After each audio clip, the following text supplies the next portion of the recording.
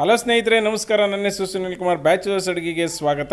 ವೀಕ್ಷಕರೇ, ಇವತ್ತು ಒಂದು ಡಿಫ್ರೆಂಟ್ ತಿಂಡಿಯನ್ನು ಮಾಡ್ತಾಯಿದ್ದೀನಿ. ಇದು ಏನಪ್ಪ ಅಂದರೆ ಎಲ್ಲರಿಗೂ ಗೊತ್ತಿರುವಂತಹ ಅವಲಕ್ಕಿ. ಬೆಳಗ್ಗೆ ನಾಷ್ಟಕ್ಕೂ ಆಗುತ್ತೆ, ಸಂಜೆ ತಿಂಡಿಗೂ ಆಗುತ್ತೆ, ಮತ್ತು ಟ್ರಾವೆಲಿ ಫ್ರೆಂಡ್ ಫುಡ್ಡು. ಹೇಗೆ ಮಾಡೋದು ನೋಡೋಣ ಬನ್ನಿ. ಒಂದು ಬಾಣಲಿ ಇಟ್ಕೊಂಡು ಬಾಣಲಿಗೆ 2 ಟೇಬಲ್ ಸ್ಪೂನ್ ಅಷ್ಟು ಎಣ್ಣೆ ಹಾಕೊಳ್ಳೋಣ. ಈಗ ಎಣ್ಣೆ ಕಾದಿದೆ. ಈಗ ಕಡಲೆ ಬೀಜ ಹಾಕೊಳ್ಳೋಣ. ಇದಕ್ಕೆ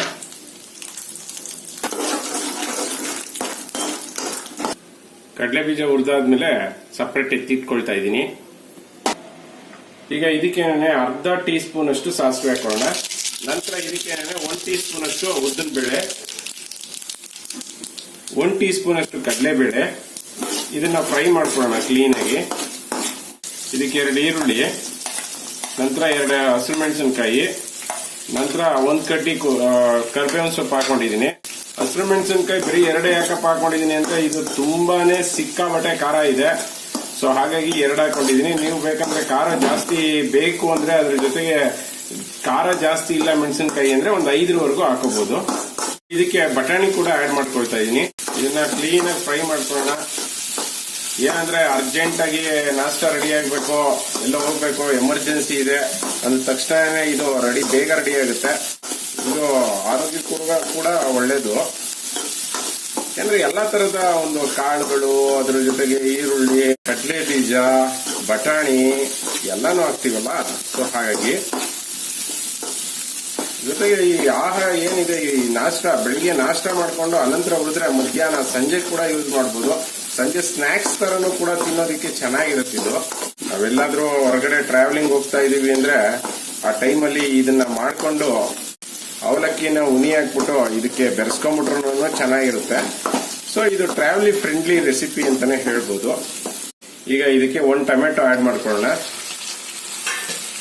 ಇದನ್ನ ಕ್ಲೀನಾಗಿ ಫ್ರೈ ಮಾಡ್ಕೊಳ್ಳೋಣ. ಇದಕ್ಕೆ 1-2 ಚುಟಿಕೆ ಅರಿಶಿನ ಹಾಕೊಳ್ಳೋಣ.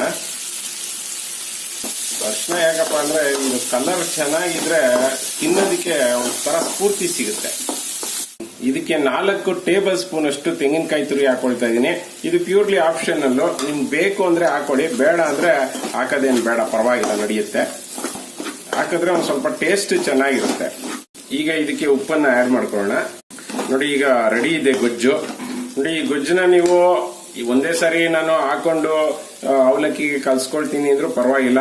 ಇಲ್ಲ, ಇದನ್ನ ನೀವು ಒಂದು ಸಪರೇಟ್ ಬಾಕ್ಸ್ ಅಲ್ಲಿ ಎತ್ತಿಟ್ಕೊಂಡ್ಬಿಟ್ಟು ನಿಮ್ಗೆ ಯಾವ್ಯಾವಾಗ ಬೇಕಾಗುತ್ತೆ ಆವಾಗ ಉನಿ ಹಾಕೊಂಡು ಅವಲಕ್ಕಿನ ಅದನ್ನ ಬೆರೆಸ್ಕೊಂಡ್ರು ಕೂಡ ಚೆನ್ನಾಗಿರುತ್ತೆ.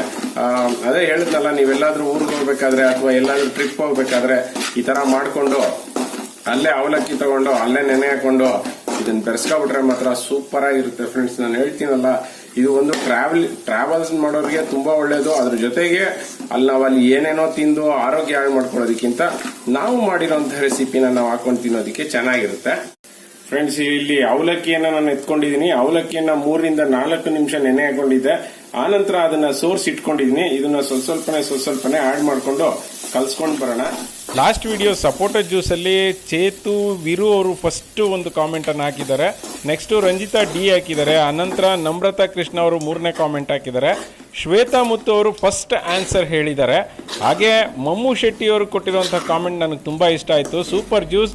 ಈ ಸಪೋಟ ಜ್ಯೂಸ್ ಹೀಟ್ ಅನ್ನ KGF ಎಂಬ ಒಂದು ಕನ್ನಡ ಫಿಲಂ ದೇಶಾದ್ಯಂತ ಈ ಮಟ್ಟಿಗೆ ಹೆಸರು ಮಾಡಿರೋದು ಕನ್ನಡಿಗರಾದ ನಾವೆಲ್ಲರೂ ಹೆಮ್ಮೆ ಪಡುವಂಥ ವಿಷಯ ಅಂತ ಹೇಳಿದ್ದಾರೆ.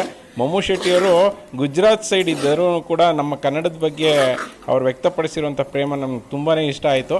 ಎಲ್ಲ ಕಾಮೆಂಟ್ ಮಾಡಿರೋರಿಗೂ ಮತ್ತು ಲೈಕ್ ಬಟನ್ ಒತ್ತಿರುವಂತಹ ಎಲ್ಲ ವೀಕ್ಷಕರಿಗೂ ಕೂಡ ನಮಸ್ಕಾರ. ಈಗ ಕ್ಲೀನಾಗಿ ಮಿಕ್ಸ್ ಆಗಿದೆ. ಈಗ ಕಡಲೆ ಬೀಜ ಹಾಕೊಳ್ಳೋಣ.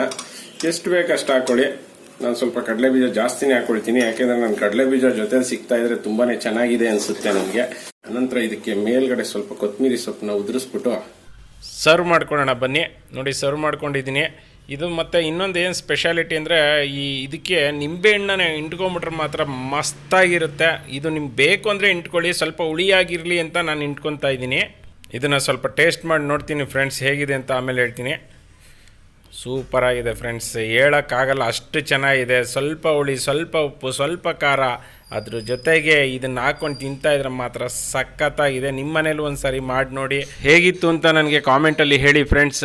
ಹಾಗೆ ಇವತ್ತಿನ ಪ್ರಶ್ನೆ ಏನಪ್ಪ ಅಂದರೆ, ನಾನು ಈ ಒಂದು ಅವಲಕ್ಕಿಯನ್ನು ಎಷ್ಟು ನಿಮಿಷಗಳ ಕಾಲ ನೆನೆ ಹಾಕ್ಕೊಂಡಿದ್ದೆ ಅಂತ ನೀವು ನನಗೆ ಹೇಳಬೇಕು. ಇವತ್ತಿನ ವಿಡಿಯೋ ನಿಮಗೆಲ್ಲ ಇಷ್ಟ ಆಯಿತು ಅಂತ ಅಂದ್ಕೊಳ್ತೀನಿ. ನನ್ನ ಒಂದು ವಿಡಿಯೋ ಇಷ್ಟ ಆಗಿದ್ರೆ ಲೈಕ್ ಬಟನ್ನ ಹಿಟ್ ಮಾಡಿ, ಶೇರ್ ಮಾಡೋದನ್ನು ಮರಿಬೇಡಿ ಫ್ರೆಂಡ್ಸ್. ಜೈ ಹಿಂದ್, ಜೈ ಕರ್ನಾಟಕ ಮಾತೆ.